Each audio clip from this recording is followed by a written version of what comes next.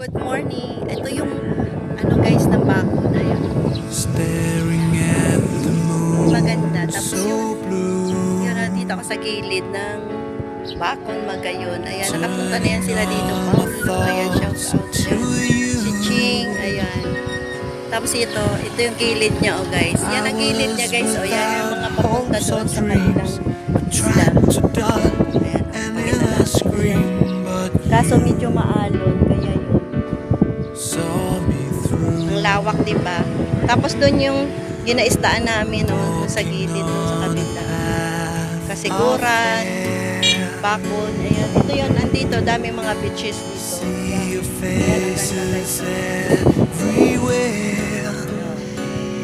Doon sa kabila, ayan, malalaki ang alon.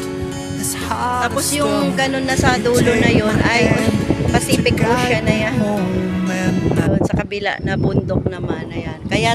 Kaya pag nagbagyo talaga, ano siya, prone siya ng daanan siya talaga ng bagyo dito. Kaya yun. Pero safe naman mga tao kahit na ganito lang, hindi naman lagi ang natin, 'di ba, sakuna, ayan. Yan, 'di ba? Super ganda. Tapos ang kabila naman bundok, ayan, no.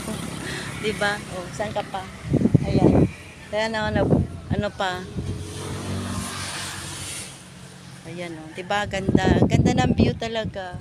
Payapa talaga ang buhay pag ganito. Yung mga fishing, ayan, oh, sa gilid niya.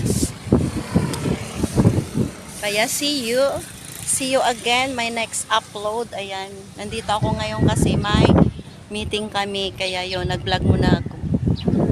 Maglakad ako. 'Di ba ganda? Yan, oh, natural yung bundok na yan guys, oh. Pero parang tingin mo malapit lang pero malayo yan pag naakyatan. Tapos na yun, yung kabila naman. 'Di ba? Super ganda. Ayan. Okay na, bye-bye na. See you next upload ko guys. Ayan, oh. Ito yung harapan niya. Ayan ang harapan niya guys. Diba? Pero dati daw dito, dito ang kanilang history daw yun, naubos daw to ang mga daming umakyat daw, daming patay daw dito nung unang nasakuna. Kaya ngayon okay na. Yan, mga grahe yan dito. Ang ganda, diba?